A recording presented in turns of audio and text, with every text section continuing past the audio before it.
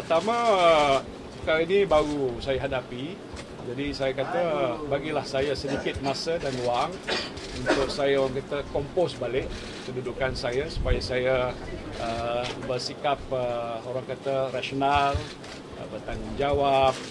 Tapi sudahlah penting supaya apa yang akan saya lakukan pada masa-masa kehadatan ini ialah berdasarkan kepada kedudukan saya, iaitu sebagai timbalan Presiden UMNO dan setakat hari ini juga timbalan pengurusi Barisan Nasional. Dan itu memerlukan saya agak orang kata mengambil masa sedikit apa yang harus dibuat, dilaksanakan. Memang selama ini pun saya waktu jadi timbalan Perdana Menteri adalah juga timbalan Presiden Parti. Ya, dan saya telah melaksanakan apa yang saya fikir terbaik untuk parti, baik dari segi nak mengukuhkan perpaduan dalam parti, mengukuhkan perpaduan di kalangan orang Melayu dan rakyat Malaysia, melaksanakan segala dasar-dasar yang patut dibuat oleh parti dan juga kerajaan supaya rakyat akan terus menyokong kita. Jadi hal-hal sebegini akan saya teruskan.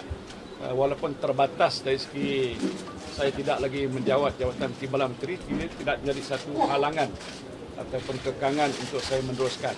Soal sama ada saya satu platform dengan Tun Mahathir bagi saya tidak berapa penting. Pasal saya fikir bukan saja Tun Mahathir, rakyat terbanyak pun mahu supaya kita berbuat perkara-perkara yang difikirkan perlu untuk negara. Pasal Malaysia adalah negara yang kita cintai. Malaysia masih memerlukan usaha-usaha untuk membangun sebagai sebuah negara maju. Kita ada letakkan sasaran. Banyak perkara yang perlu kita laksanakan. Tapi apapun pandangan seperti tokoh lama kita, bekas Perdana Menteri, tak boleh kita ketepikan. Beliau ada pandangan dan beliau masih lagi cergas untuk memberikan sumbangan. Tetapi bagi kita, kita harus melihat mana yang sesuai, yang boleh kita gunakan untuk membantu kerajaan dan parti, itu kita laksanakan. Jadi bagi saya, kita harus sikap terbuka, jangan kita memandang serong daripada pandangan sesiapa sekalipun, termasuk asalkan niat dan tujuannya ialah untuk kebaikan negara.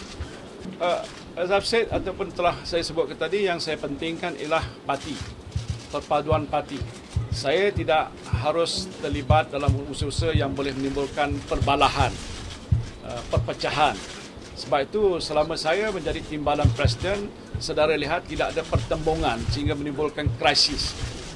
Pasal saya tahu bagaimana tanggungjawab saya dan saya tahu kedudukan parti saya yang tidak kuat.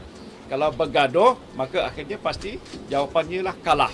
Jadi ini yang lebih utama bagi saya. Jadi oleh sebab itu, saya tidak fikir ini menjadi masalah. Kita akan bekerja sebaik yang mungkin, yang kita akan bekerja sama dengan semua pihak, termasuk saya nak sebutkan pemimpin komponen parti Barisan Nasional, bukan saja UMNO tapi komponen-komponen lain juga yang memerlukan saya fikir pimpinan, bantuan, kerjasama daripada saya. Ini saya akan laksanakan.